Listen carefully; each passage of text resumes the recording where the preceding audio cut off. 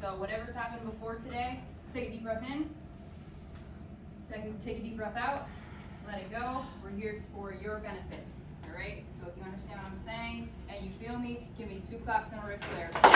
Woo! One more time. Woo! Okay, so what I'm gonna talk to you guys about today is mental conditioning. All right, so my name is Brittany Tillistar, and these sports, this list that you see on the board, are sports that I played in growing up. I say that just because in everything that I've done, and just in studying sports psychology, if I had mental conditioning, and if I had learned about mental skills training, I would have been a much better performer in any of these, okay? So, mental conditioning, what is it? Can anybody give me a guess of what they think it is, or if you know it? Yes. Is it training your mind? Yes.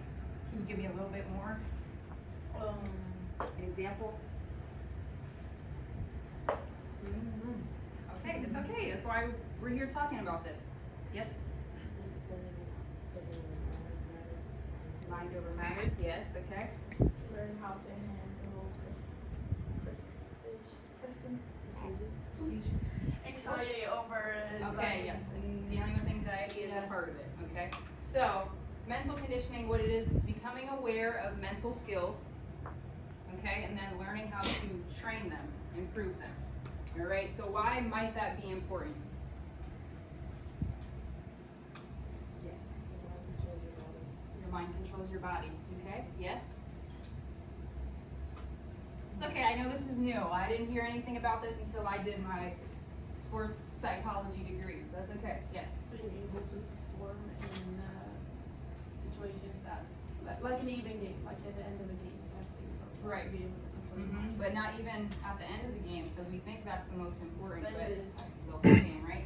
So it's important because you learn how to adjust your feelings, thoughts, actions, the way you operate on the court. You can operate at a higher level once you learn how to use your mental skills at a high level. Okay? Does that make sense? So, how can we improve it? Right? So let me ask you this. When you want to run faster, we run sprints, right? Yes. Okay? When we want to get stronger, we lift weights. Yes. All right, so what are we doing to improve our mental? Thinking, but what are you intentionally doing to increase and help your mind? But what do you do? Do you do anything in particular? Do you wake up and say, what can I do today to increase my focus? What can I do to help deal with anxiety? Right? Just think about it. It's okay. It's not a test. Okay? So, anybody recognize who this is? Oh, okay. I was going to say you have to get out if you don't. Just kidding. Okay, so in a press conference, he was talking and they asked him a question about how he felt about physical skills and then mental skills. Right, so let's see what MJ has to say. Michael, which were you more proud of, your athletic skills or the mental skills that you brought to the game, and which was more difficult to keep up? Well, I came in here with the physical skills.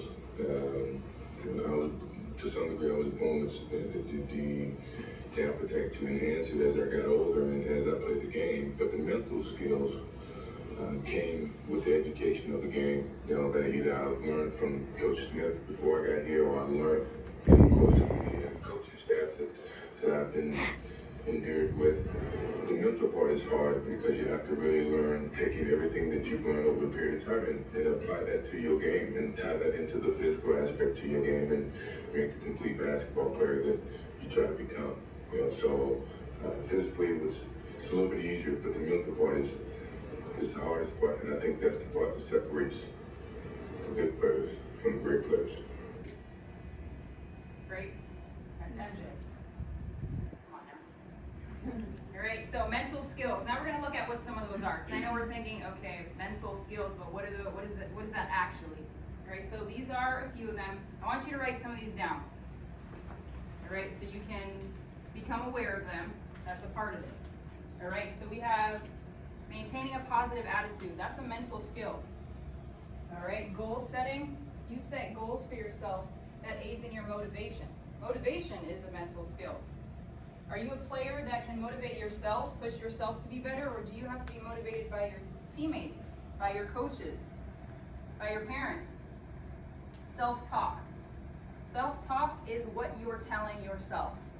All right, are you building yourself up or tearing yourself down? All right, if you make a mistake, are you thinking about that mistake 5 plays later? Or are you letting it go and you're moving on to the next play? You're staying present in the game. All right, visualization. That is imagining yourself playing the game. All right, whether you're focusing on a layup or shooting a free throw. Visualization is if I'm closing my eyes and I'm imagining myself taking my bounces. I take 3.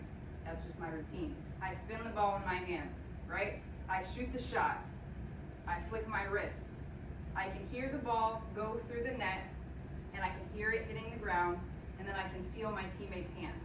That's what I'm imagining, okay? That successful completion will help your performance, all right? Team building, team chemistry, very important. You're only as strong as your weakest link, all right?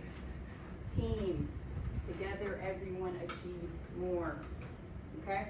Emotions, we're human, so we have to work together as far as emotions and understanding that they're healthy, they're normal, they're natural, all right? It's learning how to manage them effectively that makes the difference, all right? Communication, right now, body language is huge. You're communicating with me without even saying anything, all right? So communication it's more than just speaking, it's also listening, so learning how to do that effectively. And then confidence, right? If you don't believe in yourself, it's gonna be hard for other people to believe in yourself, right? Does anybody remember this? Yes. Right? If you don't, let me play it for you.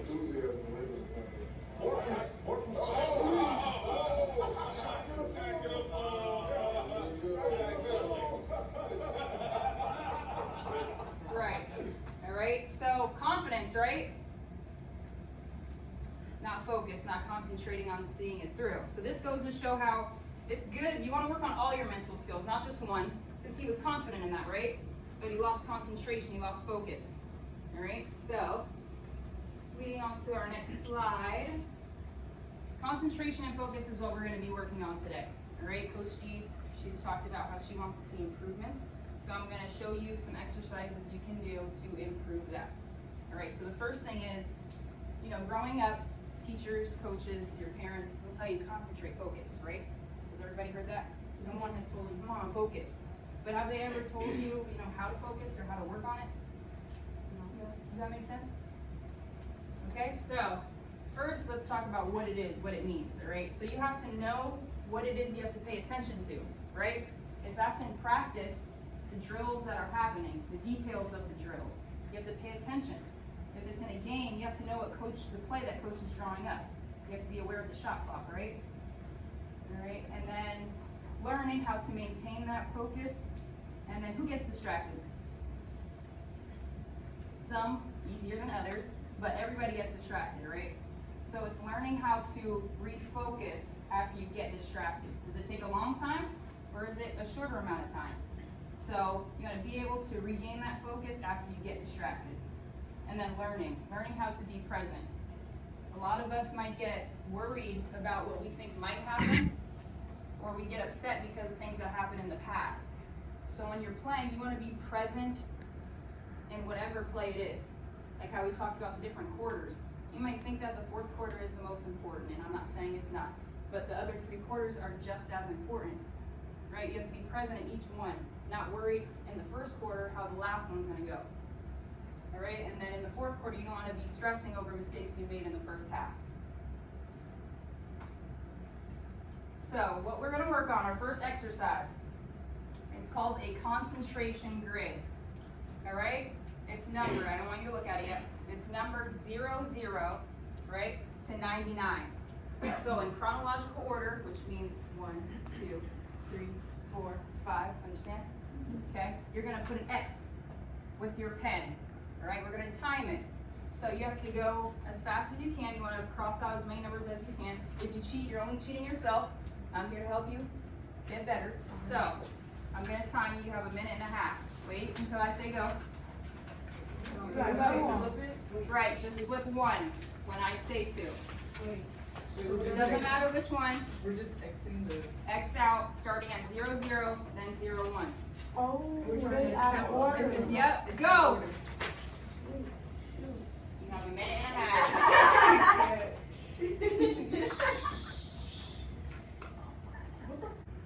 Pens down. Write down in the bottom corner the last number you crossed out.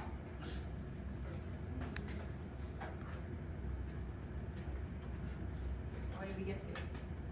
17. Higher than 17, anybody? What? What'd you get? Higher than 22.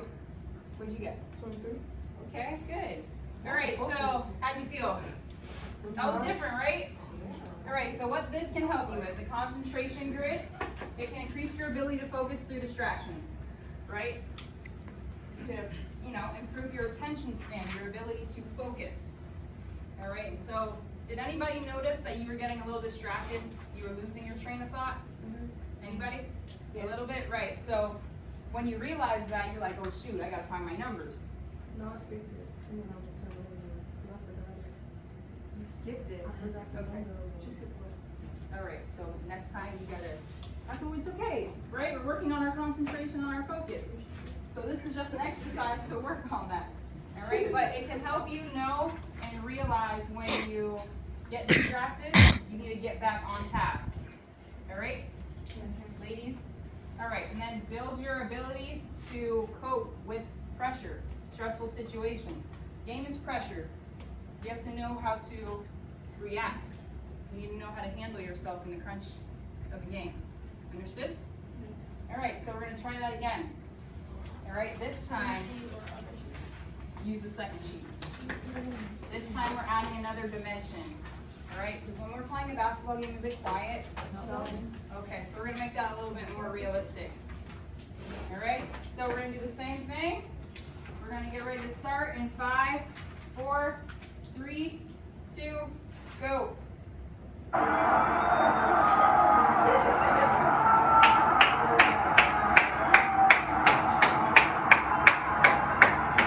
And one! Foul! Foul, ref!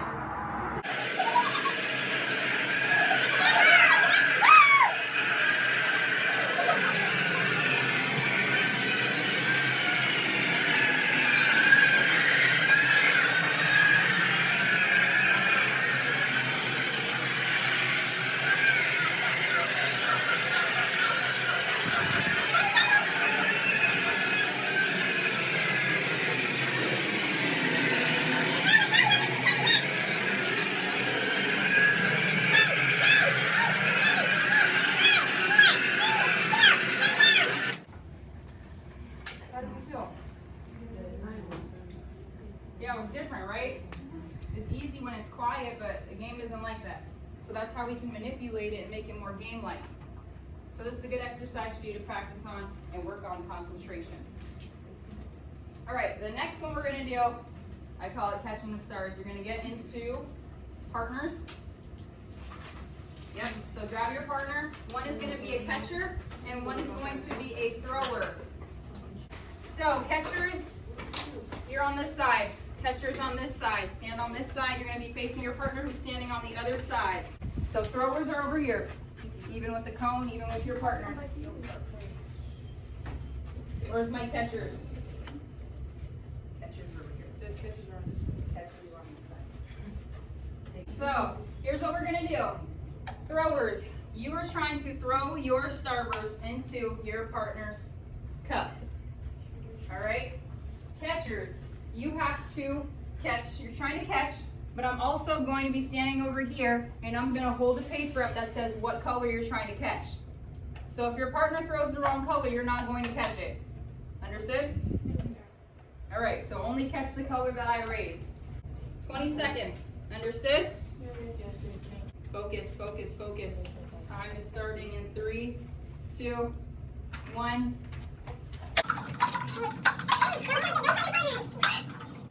Good, time.